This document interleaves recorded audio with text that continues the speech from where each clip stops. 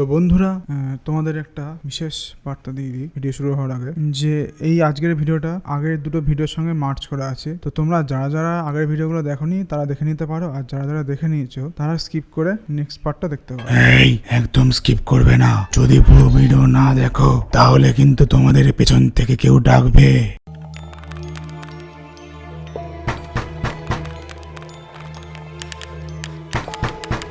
কেউ যদি তোমার ঘরের দরজার নিচ দিয়ে একদিন একটা চিঠি গড়িয়ে দেয় আর তাতে লেখা থাকে 13 সেকেন্ড, বাকি সব অন্ধকার, তাহলে তুমি কি করবে? হেসে উড়িয়ে দেবে বা পুড়িয়ে দেবে, নাকি গায়ে কাটা দেবে? আমি রুদ্রদীপ, বয়স 31, সাউথ কলকাতার একটা পুরনো ফ্ল্যাটে একাই থাকি। বন্ধু বান্ধব নেই বললেই চলে, ফ্রিল্যান্সিং করি আর ঘর থেকে খুব একটা বের হই না। তাই যখন 3:13 দরজার নিচ দিয়ে একটা খাম গড়িয়ে এলো, আমি চমকে উঠেছিলাম ঠিকই, কিন্তু ভয় পাইনি। চিঠিটার কোনো প্রেরক নেই, তো লাল কালি দিয়ে লেখা 13 সেকেন্ডে সব অন্ধকার। পরের দিন রাতে ঘুম ভাঙল 2:47, বাইরে হালকা বৃষ্টি, হাওয়া ভারী। হঠাৎ দরজার দিকে তাকিয়ে মাথায় এলো চিঠিটার কথা।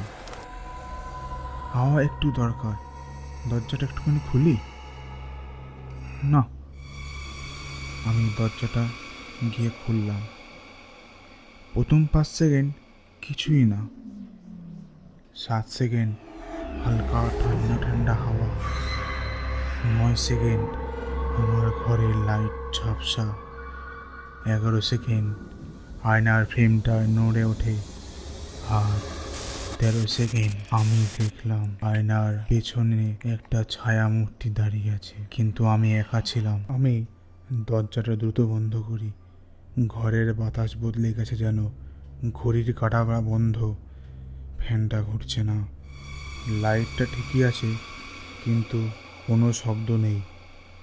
তখন দেখলাম আয়নার ভেতরে এ যেন আমি না, অন্য কেউ দাঁড়িয়ে আছে, আমার মতোই দেখতে, কিন্তু চোখ দুটো কালো, আর তার ভেতরে লাল লাল করে জ্বলছে যেন আগুনের মেরিন শিখা। সে তাকিয়ে আছে আমার দিকে, তার ঠোঁট নড়ছে না, তবুও আমি শুনতে পাচ্ছি 13 সেকেন্ড হয়ে গেছে রুদ্রদীপ, এখন আমি তোর ঘরেই আছি। পরের দিন থেকে ঘরে একটা অদ্ভুত গন্ধ, পুরনো কাঠ পচা, ধোয়া আর যেন রক্ত। আয়না একদিন নিচ থেকেই ফেটে গেল, তাতে ঠিক 13টা দাগ, যেন কেউ ভেতর থেকে আঁচড় কেটেছে। তখন আমি বুঝি ওটা শুধু দরজা না, এটা সময় ও বাস্তবের একটা সীমান্ত, যেখানে 13 সেকেন্ড বেশি খুলে রাখলেই কিছু উপাস থেকে ঢুকে পড়ে। আমি তখন সব রেকর্ড করতে শুরু করি। একদিন আমার ল্যাপটপে হঠাৎ একটা ভিডিও চলে আসে, সময় 13 সেকেন্ড। ভিডিওতে দেখা যাচ্ছে আমি ঘুমিয়ে আছি, কিন্তু আমার মাথার পাশে একটা ছায়া মাথা নিচু করে বসে আছে। ছায়াটা ধীরে ধীরে ক্যামেরার দিকে তাকিয়ে বলে, নেক্সট ওই সুইচ। আমি যতবার আমার আয়নার সামনে দাঁড়াই, আমার প্রতিবিম্ব আমার মতো চলে না। আমার মুখ হাসি নেই, কিন্তু সে হাসছে। আমি বলি, কে তুমি? সে বলে, আমি তুই, 13 সেকেন্ড পরে জন্মেছি। আমার বিশ্বাস হচ্ছিল না। আমি দরজাটা পেরিয়ে কিছু দেখতেই চাইলাম। এক রাতে আমি দরজাটা খুলে রেখেছিলাম 14 সেকেন্ড। ঘরের সব জিনিস পাল্টে যাচ্ছে, আয়নায় আমি নেই, দরজা খুললেই পেছন থেকে একটা কণ্ঠস্বর, তুই আমাকে ঢুকতে দিলি রুদ্রদীপ, এখন আমি তোর ভেতরেই। আমি নিজের গলা চিনি না। ঘুমালে আমি দেখি আমি নিজের লাশ তুলে নিচ্ছি। আমি জানি একমাত্র বাঁচার উপায় ফ্ল্যাটটা ছাড়তে হবে, কিন্তু পাশের বাড়ির বাসিন্দা বলে এই ফ্ল্যাট তোদের নয়, এটা ওদের, যারা সময়ের বাইরে থাকে। এখন আমি পরেরটার জন্য অপেক্ষা করছি, কারণ প্রতিবার কেউ 13 সেকেন্ড দেরি করে আমি একটা নতুন ঘর পেয়ে যাই। আমি এবার অনেক দিন দরজা খুলি না, আয়নার দিকেও তাকাই না, কিন্তু তাও আমি টের পাই আমার জায়গায় কেউ যেন ঘরেই আছে। তুই শুধু দরজাই খুলিস নি রুদ্রদীপ, তুই নিজের সত্তাকেও খুলে ফেলেছিস। একদিন দেওয়ালের পেছনে ধাতব শব্দ শুনি, হাতড়ে দেখি লুকানো রুম, যার নাম 30। ডায়েরির পাতায় লেখা 13 সেকেন্ড নয়, ওর জন্য 13 বছর ধরে খেলা ছিল। আমি বুঝি যে আগে যারা ছিল তাদের কেউ আর মনে রাখেনি, আর হয়তো একদিন আমাকেও কেউ মনে রাখবে না। আমি নিজেকে আয়নায় দেখি না, এ যেন অন্য কেউ। তুই তো আর তুই নেই, তুই এখন সে হয়ে গেছিস যার কথা কেউ বলে না। আমি আবার দরজার সামনে দাঁড়াই, ঠিক 3:13-এ। আমি দরজাটা খুলি, 13 সেকেন্ড গুনতে থাকি, কিন্তু সময় থেমে যায়। আমি 13 সেকেন্ডে পৌঁছাতে পারি না, আবার সব শুরু থেকে। দেখি চিঠিটা আবার গড়িয়ে আসছে। চিঠিতে এবার পাল্টে গেছে। তুই আগেও এই চেষ্টা করেছিস, তোর 13 সেকেন্ড শেষ হয় না।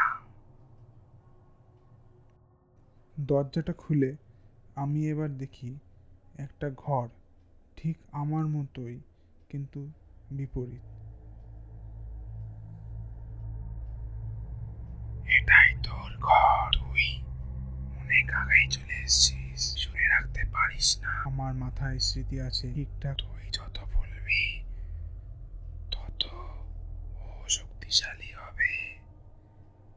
ভয় দিয়ে যা খায় তাকে। তুই যতবার দরজা খুলিস ততবার আমরা জন্মাই। তুই যদি বন্ধ করিস আমরাও শেষ হব। কিন্তু তুই কি পারবি নিজের ভয়কে মেরে ফেলতে? নয়, এ একটা কালো রঙের দরজা,